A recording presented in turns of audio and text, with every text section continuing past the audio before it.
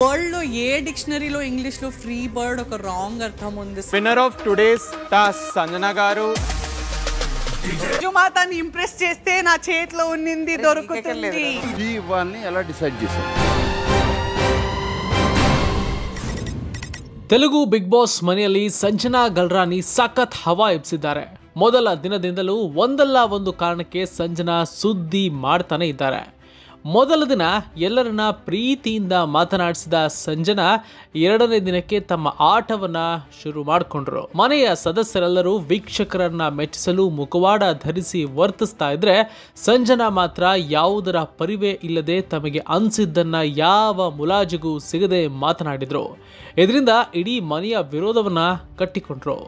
ಸಾಮೂಹಿಕ ನಾಮಿನೇಷನ್ ಮಾಡಬೇಕು ಎಂದು ಬಿಗ್ ಬಾಸ್ ಹೇಳಿದಾಗ ಇಡೀ ಮನೆಯೇ ಒಂದಾಗಿ ಸಂಜನಾ ಅವರನ್ನ ನಾಮಿನೇಟ್ ಮಾಡಿತ್ತು. ಆದರೂ ಛಲ ಬಿಡದ ಸಂಜನಾ ತಮ್ಮ ವರ್ತನೆಯಲ್ಲಿ ಬದಲಾವಣೆ ಮಾಡಿಕೊಳ್ಳಲಿಲ್ಲ.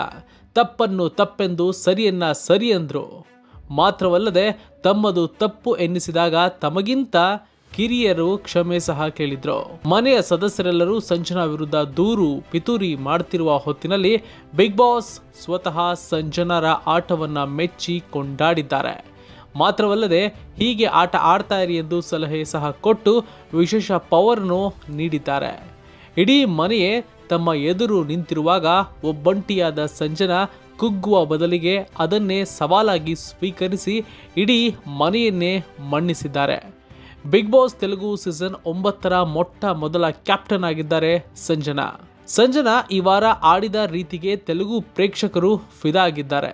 ಈಗಿನ ಸನ್ನಿವೇಶದಲ್ಲಿ ಸಂಜನಾ ತೆಲುಗು ಬಿಗ್ ಬಾಸ್ನ ಹಾಟ್ ಫೇವರೇಟ್ ಸ್ಪರ್ಧೆ ಆಗ್ಬಿಟ್ಟಿದ್ದಾರೆ. ಸಂಜನಾ ಪರವಾಗಿ ವೀಕ್ಷಕರು ಕೂಡ ನಿಂತಿದ್ದಾರೆ.